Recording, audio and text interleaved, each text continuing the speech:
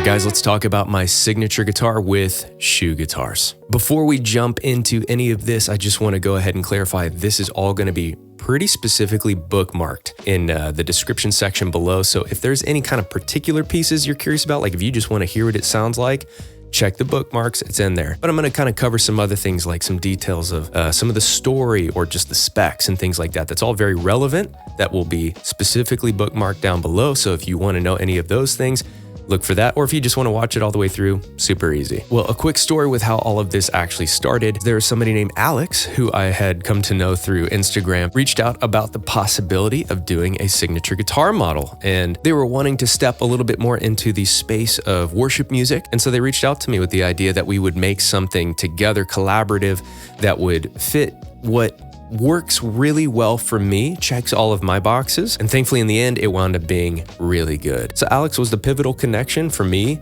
to be introduced to Shue, as he's been working with them closely in an A&R role, and he's been nothing but amazing. Shue has been nothing but amazing. We started conversations with all of this roughly around like May earlier this year, actually right around the time that I was moving to Nashville, and we began to just ideate what would be kind of a perfect guitar for me. You know, the funny thing is I had no previous history with Shue or knew of their quality or what their guitars even really sound like, minus, you know, listening to a couple of clips or something. But most of the clips that I heard were in a different genre where I couldn't really gauge, you know, what exactly these sound like maybe in my context. So I was going in fairly blind, but just with high hopes based on the fact that it looked really good. The guitars looked really nice, like they were built with a lot of love.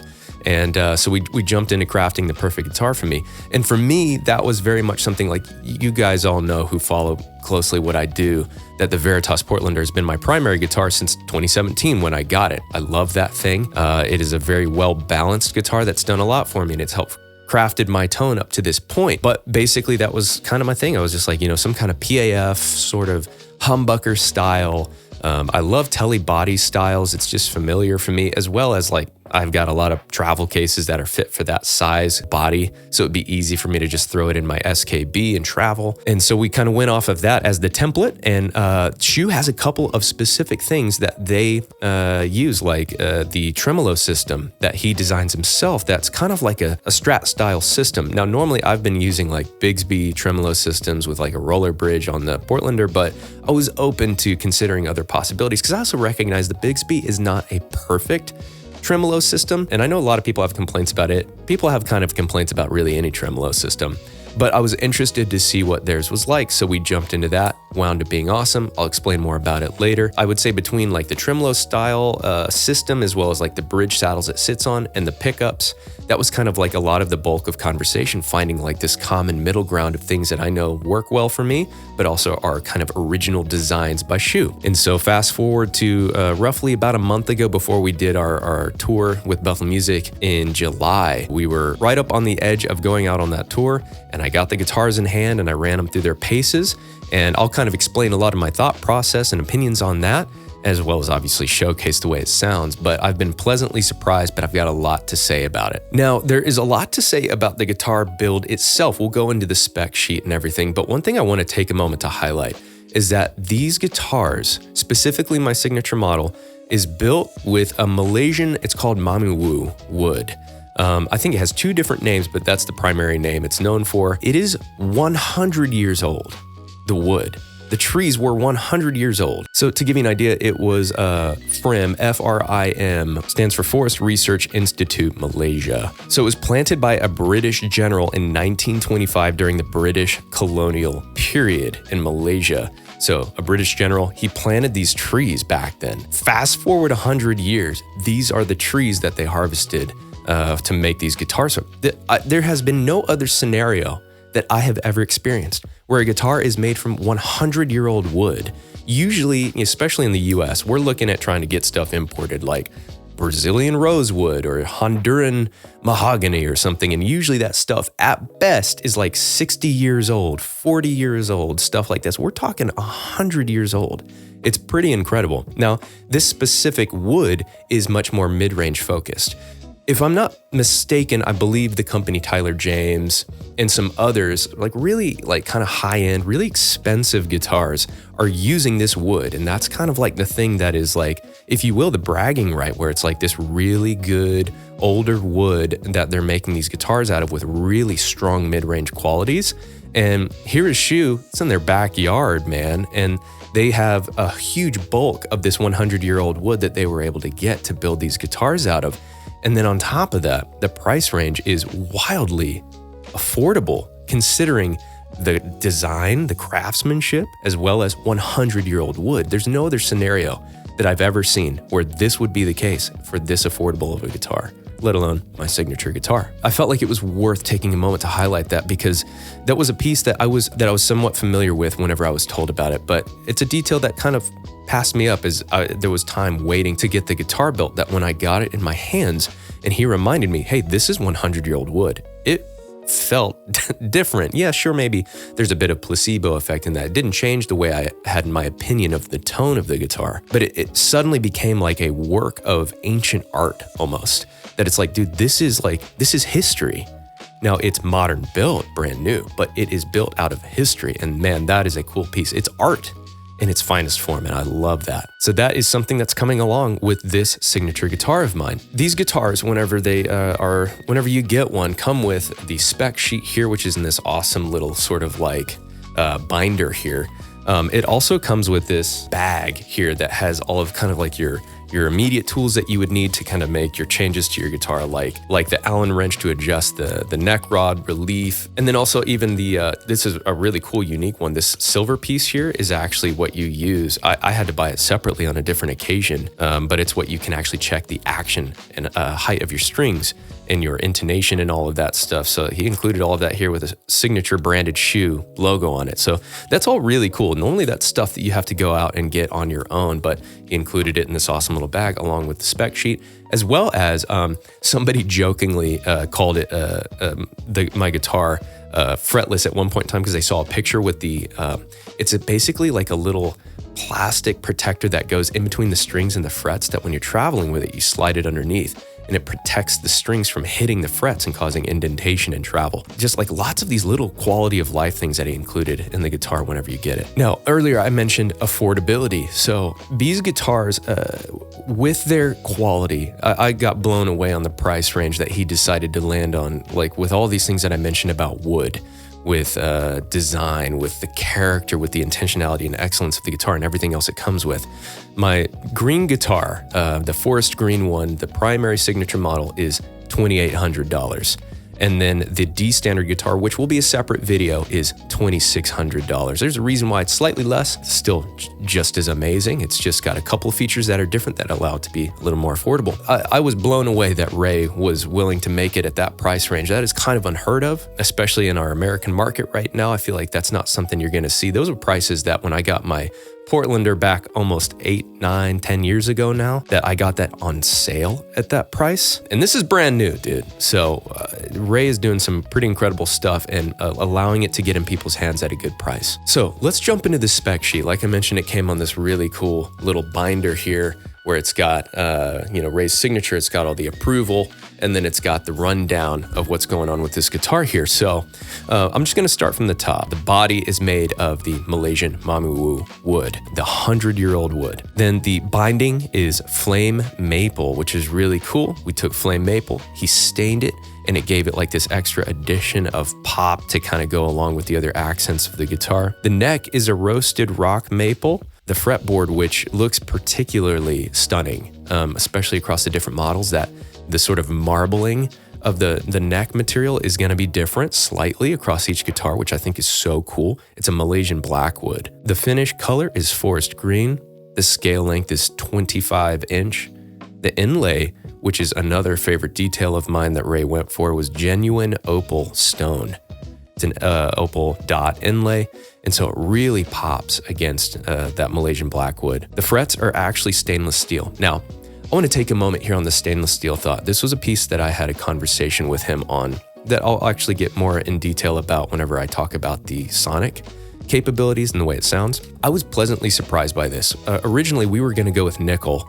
We did wind up going with his stainless steel, only for him to later reveal to me that it is actually it's a specific thing that he is working with a company, I believe it was out of Korea, that they make a specific composition of stainless steel that is a bit softer than traditional stainless steel. Now, normal stainless steel can have some positives, obviously durability, but it can have some negatives in my opinion. It can be a little shrill, and it can be so hard and so dense that it kind of reflects, pushes back against the string, rejecting it in some ways sonically. So that causes the low end to be sculpted quite a bit. It's a specific composition that's like not halfway in between a nickel and a normal stainless steel, but almost halfway. So it's literally a form of hybrid where you're getting still a lot of the strength of durability, so you're not going to wear out your frets so quickly, but you're getting also some of the benefits sonically that can come along with stainless steel. Like you are still getting a lot of the punch, a lot of the pop of the tone. And the punch is a really evident piece with stainless steel frets, with some of the low-end sculpting, but not too much that it feels like it's stripping away the body of the guitar. It's the finest balance I've ever experienced between a choice of metal for the frets and then how it actually just sounds in the end. And so I've been pleasantly surprised by it. So I wanted to take a moment on that. Now, the tuners are Shue specific branded locking tuners.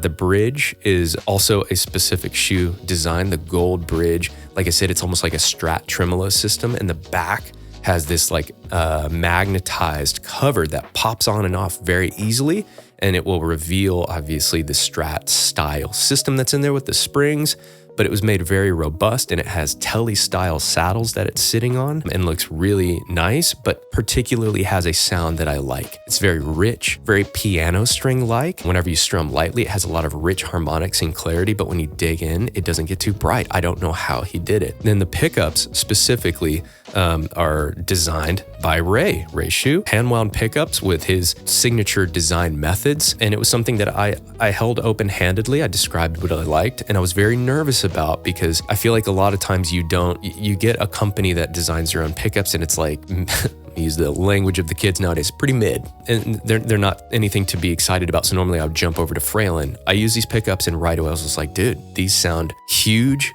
They have a full body. They sound massive, they're punchy, they're loud, they're robust. I didn't want to change a thing. But also something to note is that the wood that's on top is an acacia wood, which is a very durable wood that he is individually cutting for each pickup, staining them, and then using as the cover. Very unique, something I've never seen before. An incredible touch. And then the electronics are just a 3-way lever traditional style for two humbuckers. So the history behind the design and the color choice and all of that was the forest green, because first of all, my favorite amp, the JMI 36, is forest green. I got incredibly lucky that a forest green one popped up. That one, first of all, popped up at all, but one that was forest green.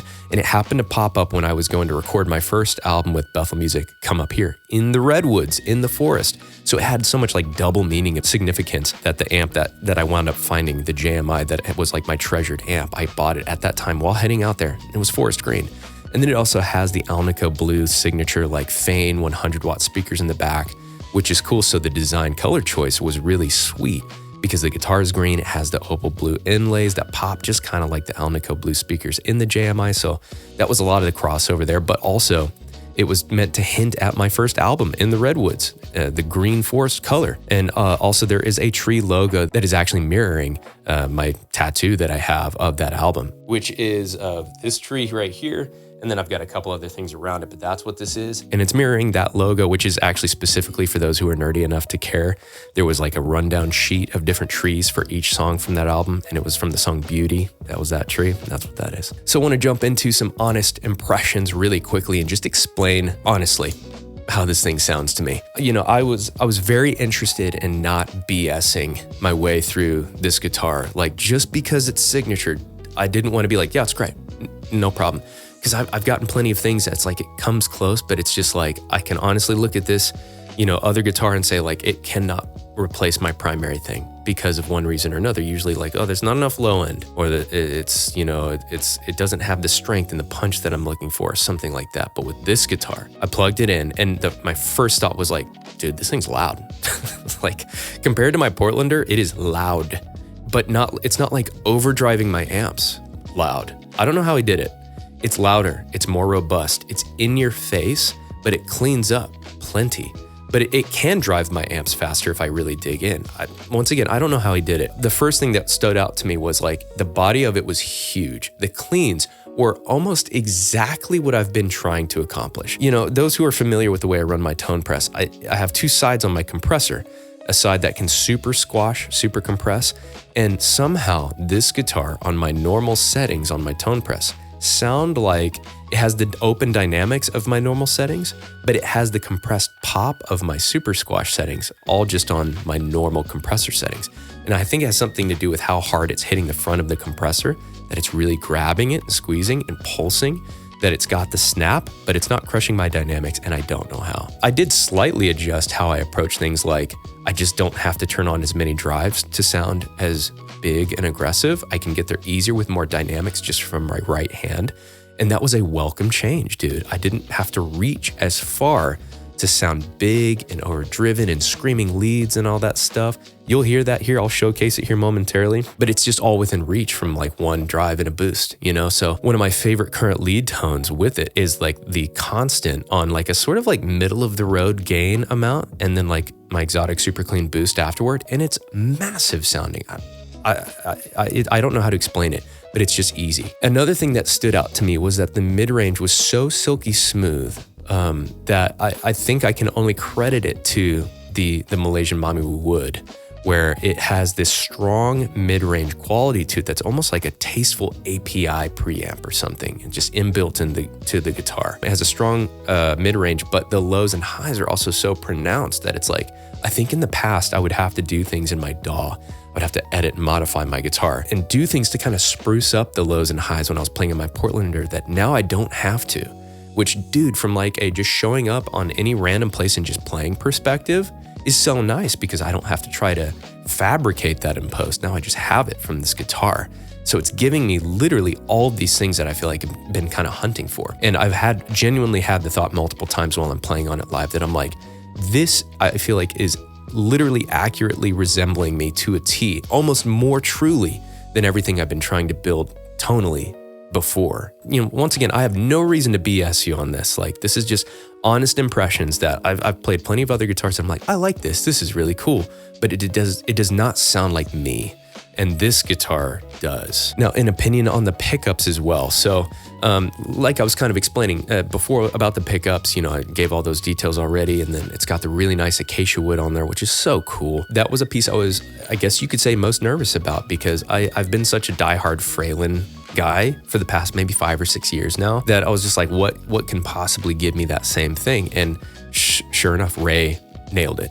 In his own way, though. It doesn't feel like an imitation. He didn't imitate anything. He didn't take me saying, oh, it's this kind of specific magnet type or something. He just took my description of what I like and did it. And it's doing it to a T, what I feel like I wanted, more so than what I actually get out of my Portlander. I will likely showcase my Portlander at some point for the purpose of saying like, yeah, I like this thing, but look at what this one's doing now for me that I could have never accomplished on my own. It's just like, it's so in your face. It's the first time I've ever been like, dude, I will comfortably leave the Portlander home. And it's been a great guitar for me for all these years. I'll still use it from time to time for sure, but this one is genuinely giving me something that feels honest to my tonal identity that I've wanted. The link for this guitar, as of the time of this video, is gonna be out. The link to it is gonna be down below if you're interested, and you can check out Shue's website and see what you think. But also on top of that, I have a 5% discount code that you can use across his website for all of his items,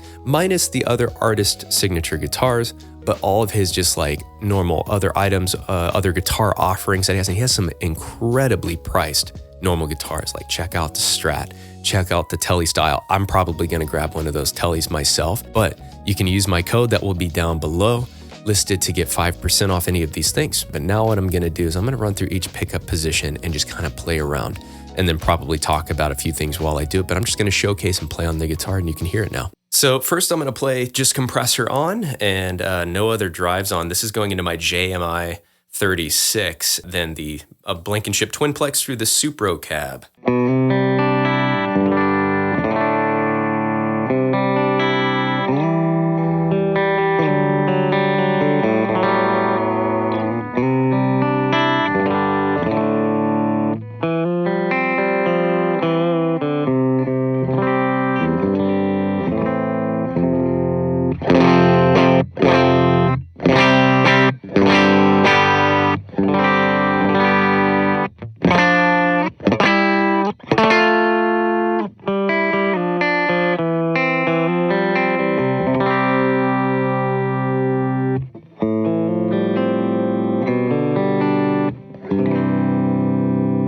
All right, let's listen to Middle Position by itself clean.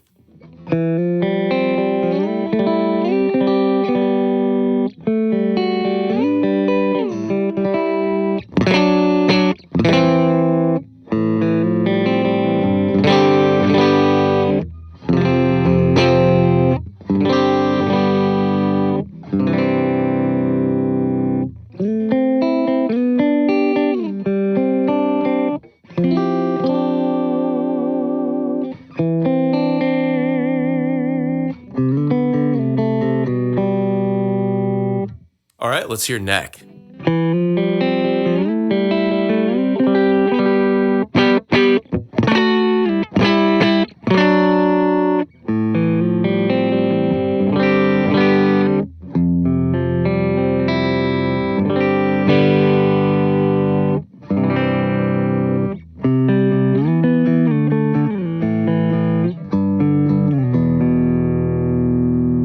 Sweet, so that was all of it clean. All right, let's go ahead and hear it with my first gain stage on the classic. So here's bridge again by itself clean first. And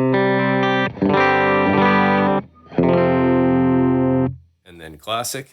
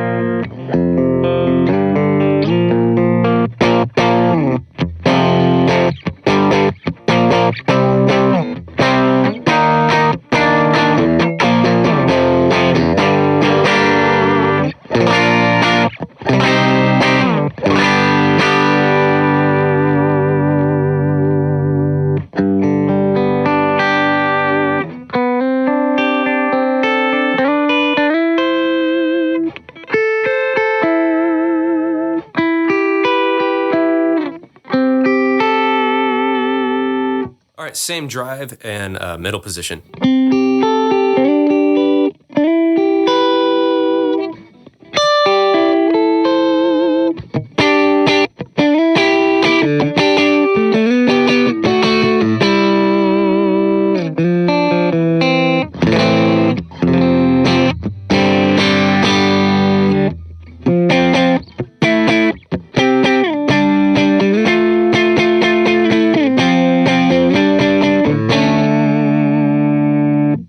Neck position.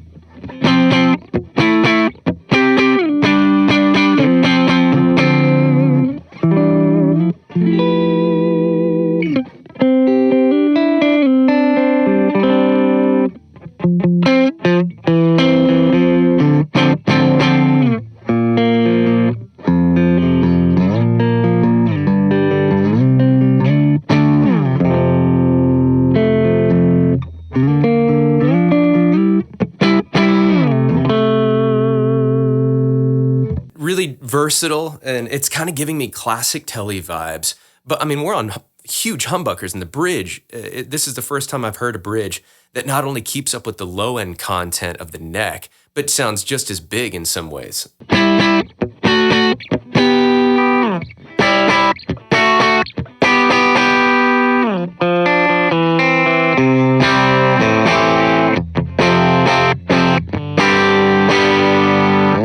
All right, now I'm just gonna throw on like my exotic super clean boost. So we're talking my first gain stage, which is pretty clean.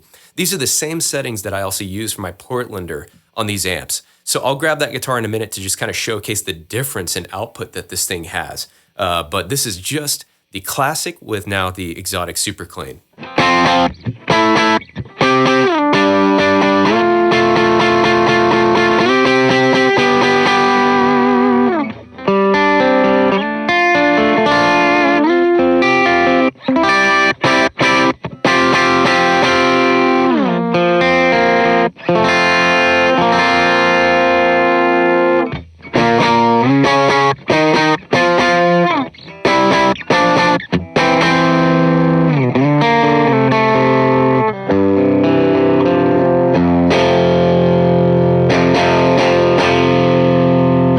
it's just incredibly punchy.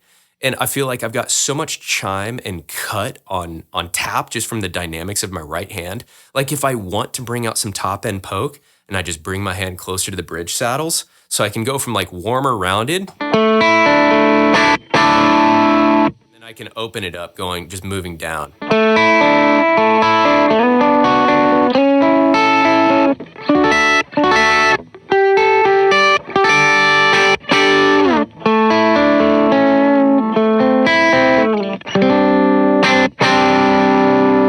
Then whenever you dig in, dude, the way it barks back out, but cuts, but stays under control is like unparalleled, man. Let's hear the same thing on middle position.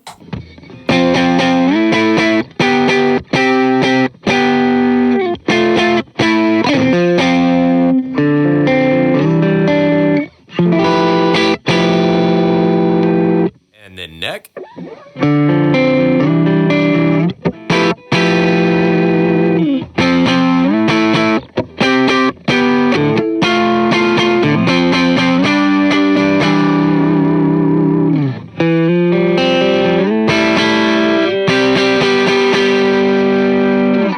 Okay, now let's grab my Portlander and let's hear the same thing.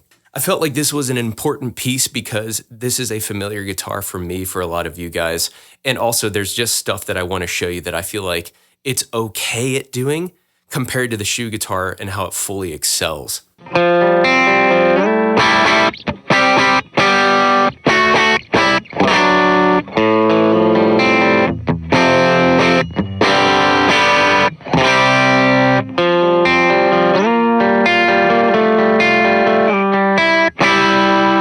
But if we're just directly comparing clean tone, here is clean just compressor, just like we started with on the Shue guitar.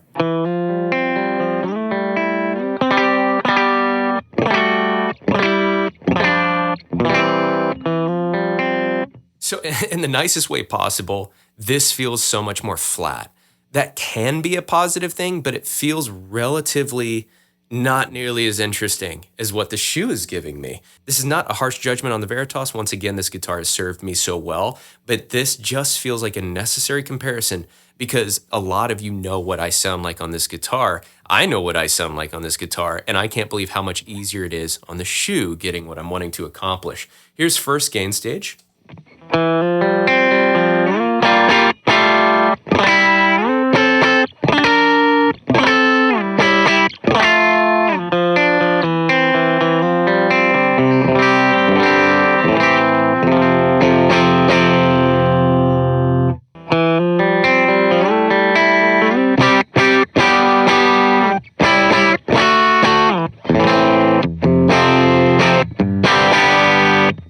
I can't believe how big that sounds. I don't know how abundantly clear it is to you on this video, but to me, this feels massive.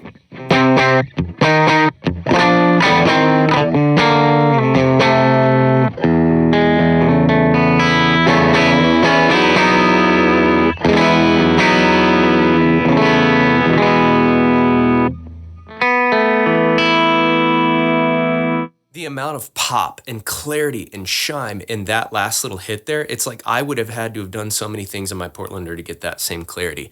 Now, could pickups change that? Sure. But I also fully recognize that the composition of all the choices of wood, the hardware style, all of these things are adding to this collective experience that feels so much more effortless.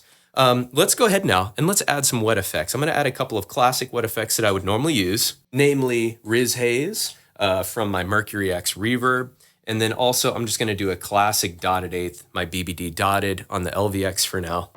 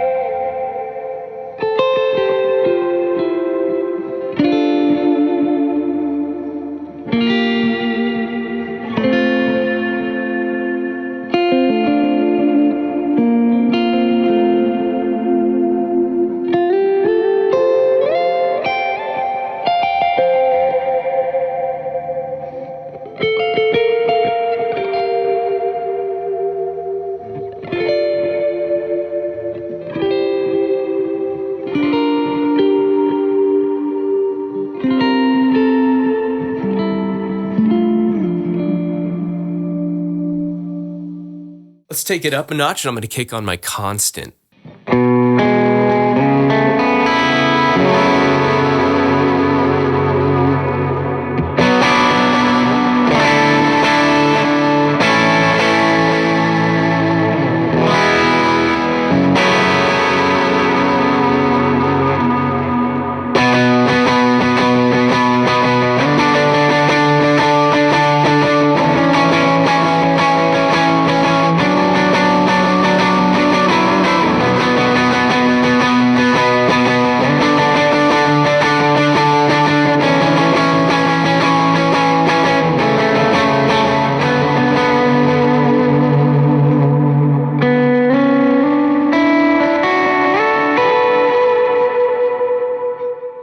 Here's a recent lead line that I did while playing live on a song called Holy Hands, with the constant and the exotic super clean on with some bigger wet effects.